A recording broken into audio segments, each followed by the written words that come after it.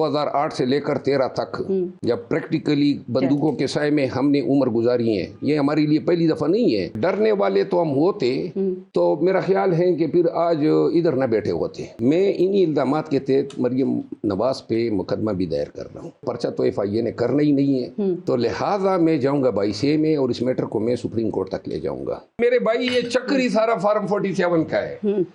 पूरे सदी का एक इनकलाब आया 8 फरवरी को, कौम ने 2/3 मेजॉरिटी से ज्यादा मैंडेट दिए PTI को। ठीक है। और बड़े ही बरगजीदा हस्तियां, मेरा दोस्त बड़ा नाम है सियासत में इनका, नबील गबोल साहब का, अयाज सादिक साहब का, मियां नवाज शरीफ साहब का, शहबाज शरीफ साहब का, मरियम नवाज साहिबा का।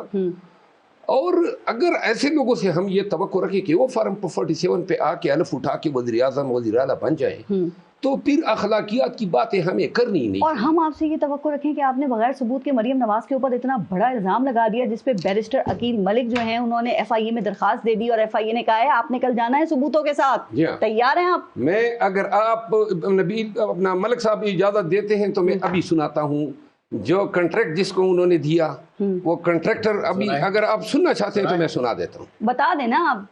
कॉन्ट्रैक्टर की साउंड रिकॉर्डिंग है जी।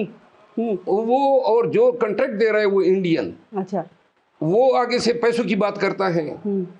फिर ये कॉन्ट्रैक्टर जो है वो बनू का है, पठान है, खुद यहाँ से 15 साल पहले भागा हुआ है पाकिस्तान से।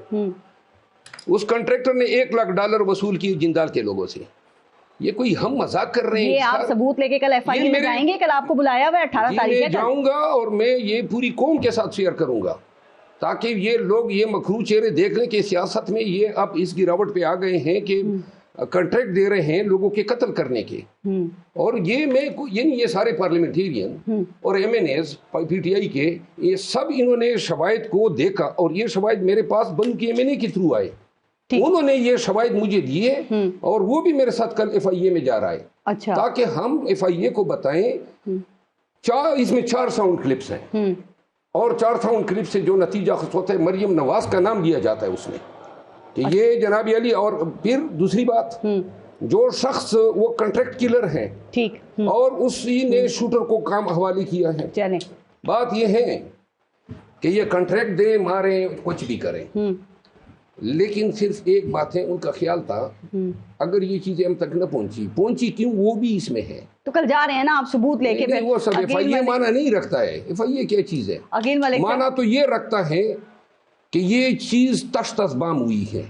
इस सियासत में कौन इस इंतहा पे पहुंचता है? राइट, जवाब सुन लिया। और अगर आप सुनना चाहते हैं तो आपके शो में मैं लाइव सुनाता हूँ। अभी ये शो के बाद ना जरा बैरिस्टर अकील मलिक साहब बड़े इंटरेस्टेड लग रहे हैं वो सुनने में, चूंकि दरखास्त लेकर गए थे आपके खिलाफ FIA में, तो इनको जरूर सुनाइएगा। और अकील मेरा ख्याल है उन्होंने पार्टी की आदत से पूछे बगैर ही दरखास्त डाल दी। मैं यही पूछने लगी हूँ कि उनको लेने के देने पड़ेंगे। ये आप पर्सनल कैपेसिटी में गए थे अकील मलिक साहब या पार्टी क़यादत के कहने पे आप FIA में आपने दरखास्त दी? बड़ा अच्छा सवाल आपने किया। देखिए, मरवत साहब ने 2 ट्वीट्स की और वो दोनों ट्वीट्स 9 तारीख की हैं और उसमें अपनी वीडियो भी अटैच की और उसके अंदर कंटेंट भी लिखा कि यहाँ पे मेरे पास क्रेडिबल एविडेंस मौजूद है कि मरियम नवाज साहिबा ने जो है कोई मेरे लिए कॉन्ट्रैक्ट किलिंग का कोई कॉन्ट्रैक्ट दिया है। और इन्होंने दुबई और साउथ अफ्रीका की बात की और $1 लाख की बात की।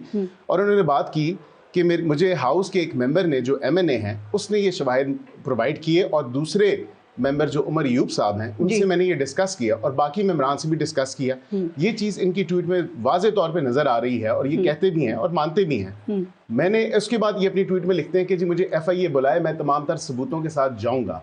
ये ऑनरेबल मेंबर हैं हाउस के, मैं ऑनरेबल मेंबर हूँ हाउस का।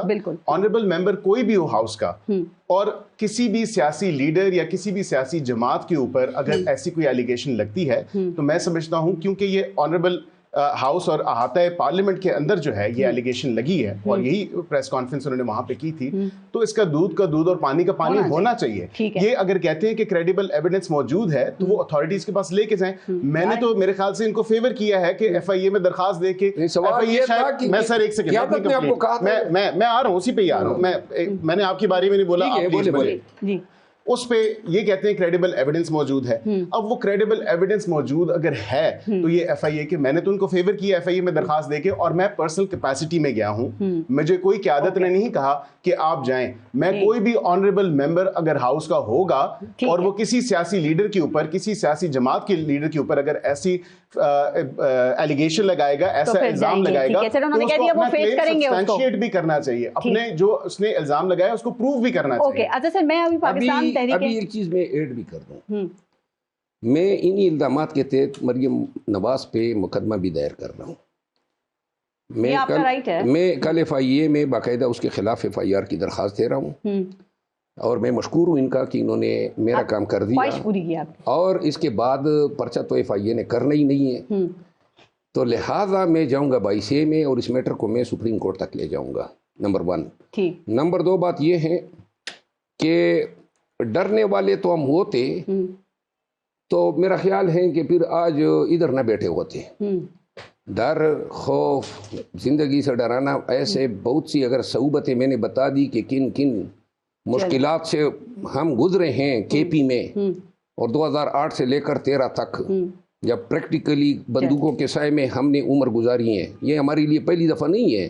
میں نے اس دن بھی کہا تھا کہ میرے خاندان کے لوگ شاید ہی تب بھی موت مرتے ہیں, میرے والد, میرے دادا, میرے نانا, یہ چیزیں میرے لیے. لیکن ایک چیز فیس کرنے کی نا, تو بس اب کل فیس کریں گے تو دیکھیں گے یہ معاملہ آگے کدھر جاتا ہے. میں نہیں فیس کروں گا, وہ فیس کرے گی. اچھا وہ فیس کرے گی. ایک چیز میں ایڈ کروں گا, ان کو تھوڑا سا موقع تو دوں. جاؤں گا تو لازمان, میں نے آپ کو شکریہ ادا کیا ہے, اور قیادت کو بھی آپ پہ مہربانی ضرور کرنی چاہیے.